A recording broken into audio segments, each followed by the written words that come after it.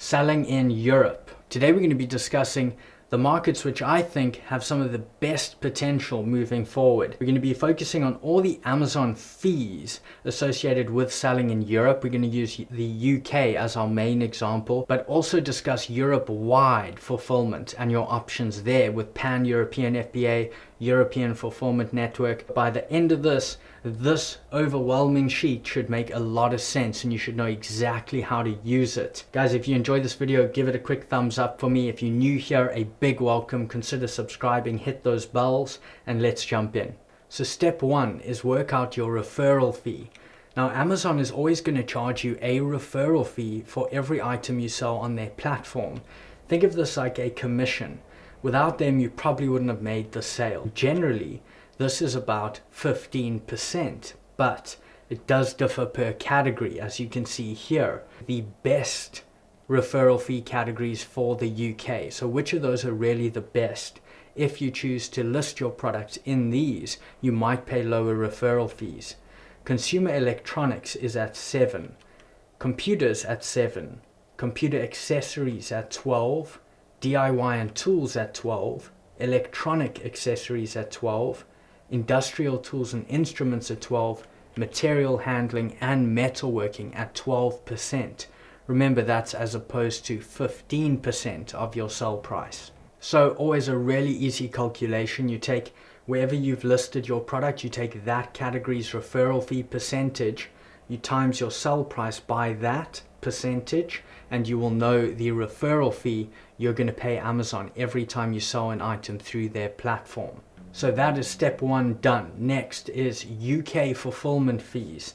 Now with fulfillment fees, these are what Amazon charges you for automating the whole process. When you hear people talk about passive income, this is because of the automation that Amazon builds in for you, but that comes at a cost.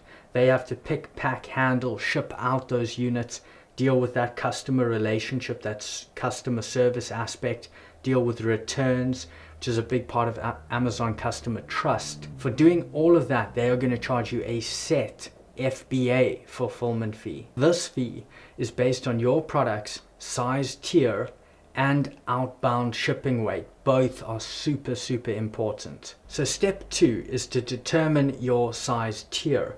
Now, if this were your product, the way you determine your size tier is from the dimensions of the product. As you send it into Amazon, that's how you're going to measure this. You're going to measure length, width, height, and that is going to enable you to determine what size tier does my product fit into.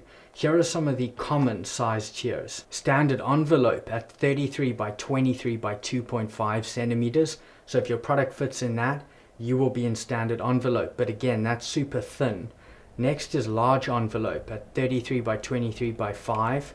Standard parcel, very common for private label sellers, 45 by 34 by 26. And then small oversize, where you go up and your product is still beneath 61 by 46 by 46 centimeters. But at this point, you have your base size tier. Step number 3 is determine the outbound shipping weight. And please remember that this is not your product's actual weight. It's determined differently. We're going to go through that now. So as you can see on this list here, we have the size tier. Okay, that's like the big heading you see on each of these. But within each heading, you can see there are other rows, and we need to determine in our size tier exactly where our product falls. And each of those is based on outbound shipping weight. So to get that specific row in our size tier, we need outbound shipping weight, which is calculated like this.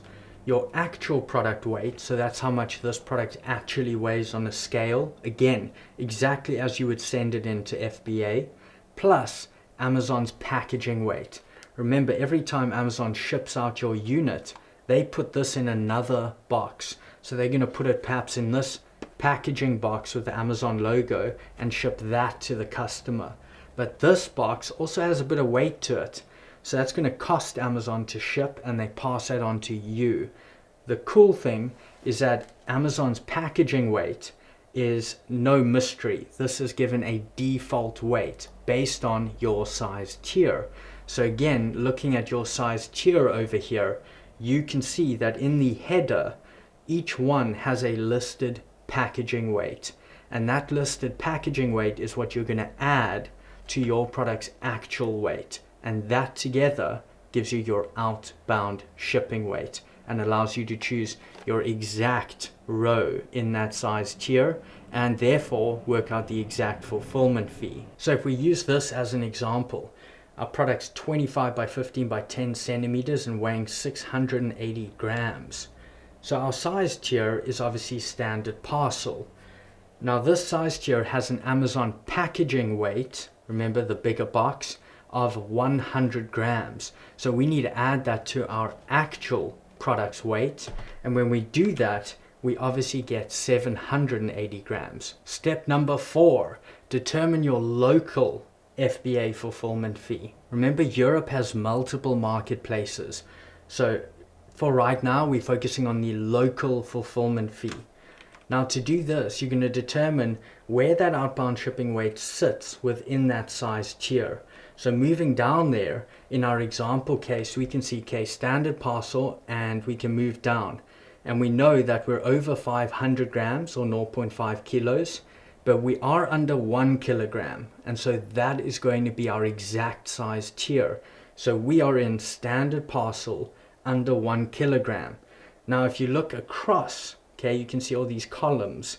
Each column is actually for a certain marketplace, and we're going to discuss this a little more detail just now. But for each column, you can determine the exact fulfillment fee you will pay. The first column, for example, is going to give us our UK local fulfillment fee. In other words, we have inventory stored in the UK warehouse, and when a UK customer buys that product, that is our local fulfillment fee. So we've established our local fulfillment fee at £2.30. So quickly to touch on common packaging weights per those size tiers, you can see here that standard envelope is going to have a 40 gram packaging weight. Large envelope is going to have a 40 gram packaging weight.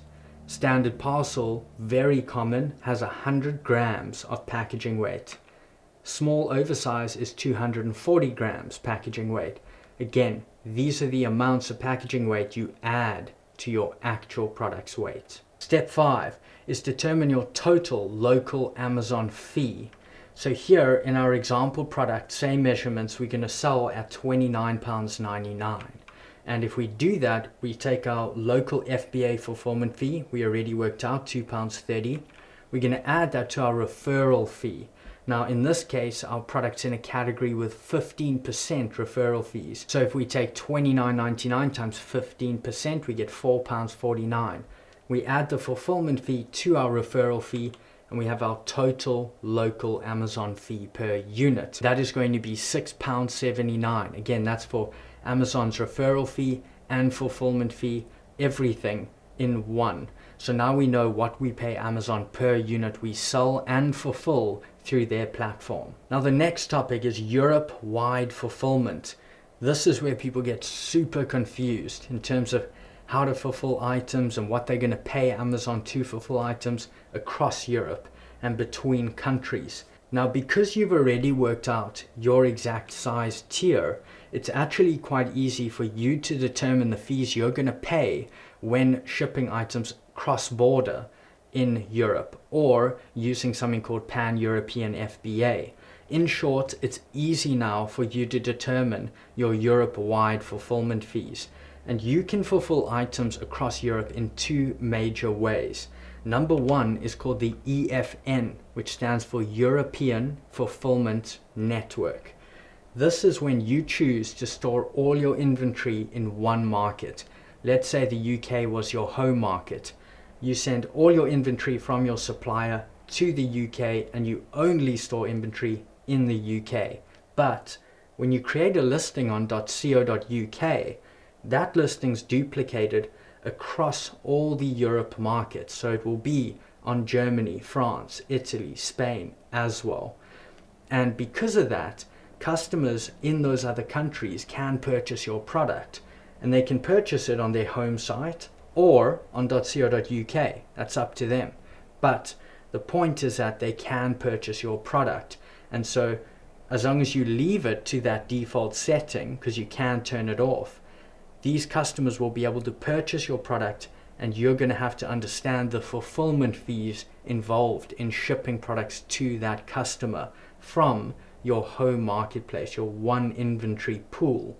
Second way to fulfill items across Europe is called Pan-European FBA. And this is when in your settings you allow Amazon to disperse your inventory across Europe.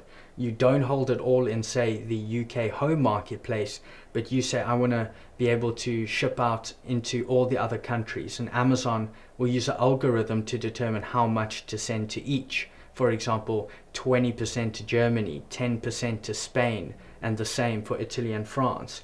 And this way, this enables local fulfillment in each of those markets, as you can imagine, because if you have Italian inventory stored in the Amazon.it warehouse, Italian customers purchase a product from Amazon.it, they can get local fulfillment. They can get Prime, very fast shipping, and you, as a result, are going to pay lower fulfillment fees because the distance is a lot shorter. But there are other things you need to consider depending on which system you choose, and we can go into that in another video. However, you're now going to be able to establish the fees between both of these systems because you have your size tier. Step 6 is determine your Pan-European FBA fees. Now, to do this, you want to focus on the local fulfillment within column that you see over here. That's what you focus on. Now, you want to reference your product size tier again, and then look across. And it's going to enable you to see each of the local fulfillment fees in each of those markets. For example, UK with a pound symbol, the local fulfillment in the UK will be £2.30. We actually already worked that out. Again, inventory in the UK to a UK customer. Germany only with a euro symbol for local fulfillment. Again, German inventory, German customer is going to be €3.58. And then France, Italy, Spain, just the same in terms of local fulfillment to those customers. Inventory held there, to customers there. And step 7, determining European fulfillment network fees. This is when everything's in your home market and you ship cross-border to your other customers. Now, when you want to work out what's that going to cost me, you want to focus on cross-border fulfillment, EFN from. That's the column that you're going to focus on entirely. And you're going to notice there are 2 sub-columns to that, which we're going to discuss a little bit more. Sold on Amazon.co.uk pound symbol means the non-UK customer, let's say a German customer, bought from you, but all your inventory is in the UK.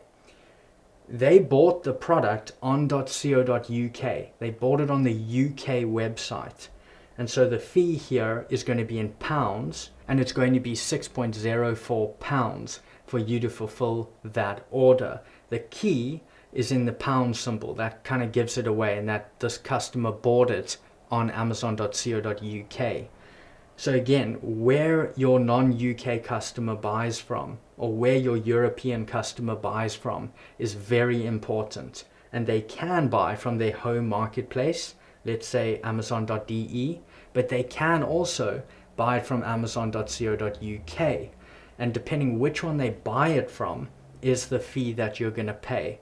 So for Amazon.co.uk buying customers that are not in the UK, this is the column that you focus on. On the other hand, non-UK euro symbol. Now this column is for customers in other European markets. Let's again use a German customer example. But they bought on their home marketplace. So the German customer buys your product on Amazon.de, but all your inventory is still in the UK. So because they bought on Amazon.de, this fee is going to be in euros. And you can see here, in this case, we are going to pay a fee of 6.87 euros to fulfill that item to the German customer from our UK inventory, because they bought it on their home site. So I hope that makes sense. It should really help you break down this entire list. You should know exactly what every column and row now means in this list. Hope it clears it up. It can be quite overwhelming when you first start in Europe. If you guys did enjoy this video, please give it a quick like for me. Always appreciate that. If you're new here, subscribe. Hit that bell icon. That way you'll know exactly when new videos like this come out and you can implement these types of things in your business. I hope you guys are making some great progress, and I'll see you in the next video.